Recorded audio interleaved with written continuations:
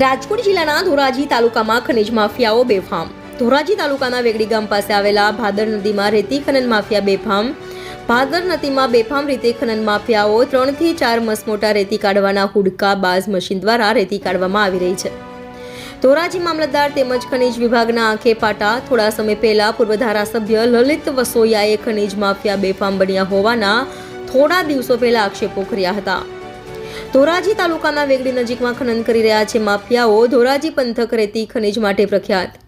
ધોરાજીમાં ખનીજ માફિયાઓ બેફામ છતાં તંત્ર દ્વારા કોઈ કાર્યવાહી નહીં। ખાણ ખનીજ અને મામલતદાર તંત્રની નાક નીચેથી સરકારી તિજોરીને નુકસાન।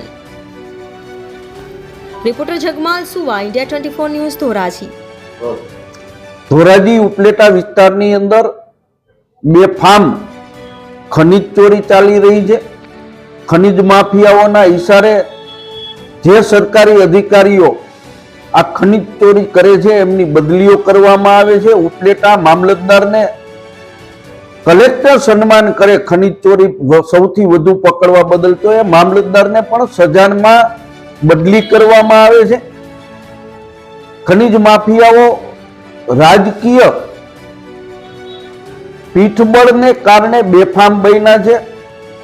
સરકારી તંત્ર એ ખાણ ખનીજ વિભાગ હોય, પોલીસ તંત્ર હોય, રેવન્યુ વિભાગ હોય, આ તમામના અધિકારીઓ આંખ આડા કાન કરી રહ્યા છે અને બેફામ ખનીજ ચોરી સામે ગામડાના સ્થાનિક આગેવાનો અને અમે સૌ રજૂઆતો કરવા છતાં પણ તંત્ર દ્વારા કોઈ પગલાં લેવામાં આવતા નથી।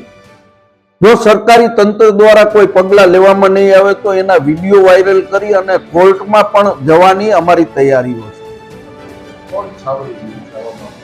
100% આવા ખનીજ માફિયાઓને ભારતીય જનતા પાર્ટીના આગેવાનો છાવરી રહ્યા છે અને ત્યાં સુધી કહીશ કે ખનીજ માફિયાઓ સાથે ભારતીય જનતા પાર્ટીના આગેવાનોની ભાગીદારી પણ છે।